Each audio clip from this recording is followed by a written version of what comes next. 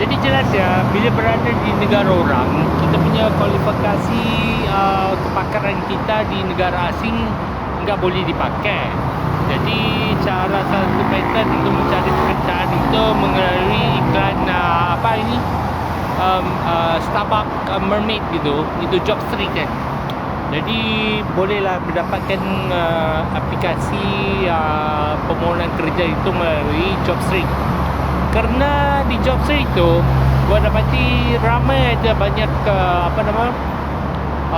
scam-scam pekerjaan itu memang banyak banget lah di job street. Tak tahulah ngapain dia pilih job street sebagai satu bidang pekerjaan. Tapi yang di Kurnia itu merupakan scammer-scammernya duduk di situ kan. Dia ada je ni abang-abang truckers carry itu fuel gitu. Tak tahulah diesel ke petrol ke tak tahu lah. Tapi perhati je lah di waktu kejauhan berada di negara orang je. Mereka ini semua sibuklah driving ke pejabat gitu. Ramai je mobil-mobil busy banget ke pejabat melewati highway ni. Tak tahulah ngapain dia busy banget je. Udah detik berapa udah 10 detik 10 kepagian gitu kan. 10 lebih kepagian gitu. Masih ada manager busy banget driving supir. Driving mobil itu. Supir itu manager kan. Busy banget. Tapi lu tahu kan, itu job street itu bidang pekerjaan itu kebanyakannya scammer. Jadi scammer ini duduk di Kurnia itu. Kurnia, gua enggak tahu Kurnia building ke, Kurnia insurance ke, aku enggak tahu lah kan.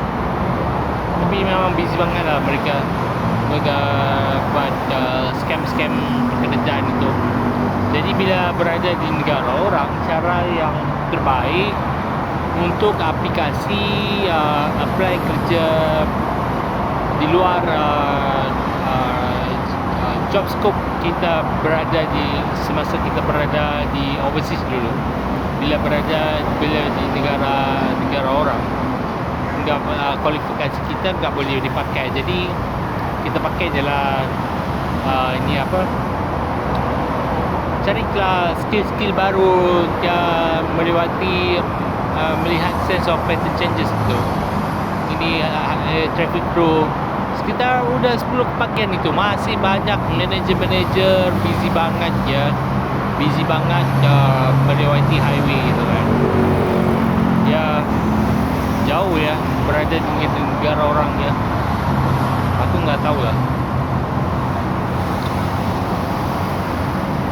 Busy banget.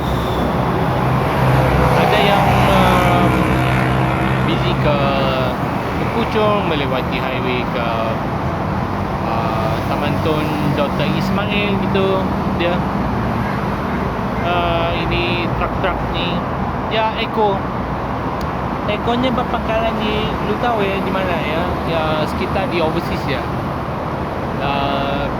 Belian barang yang murah-murah gitu kan. Ini Fakulti Kejuruteraan Sivil ini sibuk banget buat garbage delivery gitu. Garbage delivery. Jadi garbage delivery ini dah datang daripada flat murah ni. Flat ni banyak aja yang keluar masuk ya. Keluar masuk enggak tahulah ngapain flat begini mau disewa ke? Tak perlulah. Keluar masuk je bisa kan. Ngapain mau sewa kan? Ramai aja yang di flat murah ni kan. Flat murah semata-mata untuk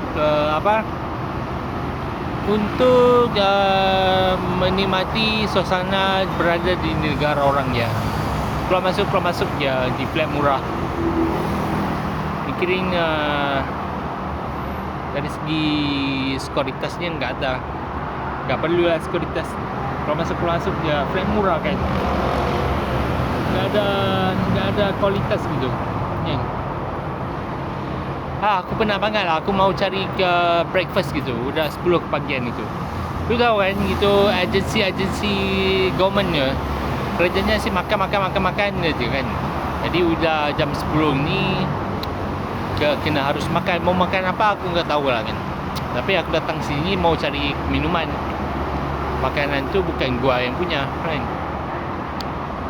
Yelah lapar ya.